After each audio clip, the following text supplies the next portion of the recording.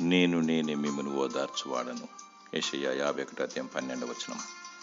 ఆదరణ, శాంతి, సమాధానము, నెమ్మది మరియు ఓదార్పు లేక సతమతమవుతున్నావా? నీ దేవుడు ఒకని తల్లి వారిని ఆదరించినట్లు నేను మిమ్మను ఆదరించునని సెలవిస్తున్నాడు. యెరూషలేములోని మీరు ఆదరించబడదరు. యెరూషలేము పరలోకానికి సాదృశ్యము.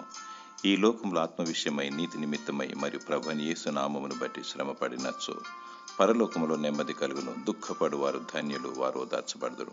నిందలను భరిస్తూ, అవమానమును మరియు శ్రమలను సహిస్తూ అంతం వరకు తన సిలువనెత్తుకొని పయనించువాడే పరలోకానికి హక్కుదారుడు. కష్టాలు, సమస్యలు, ఇరుకులు, ఇబ్బందులు మరియు నిన్ను కృంగజేసే పరిస్థితులు ఎన్ని ఉన్నా అధైర్యపడకుము. నీ దేవుడు మాట తప్పనివాడు.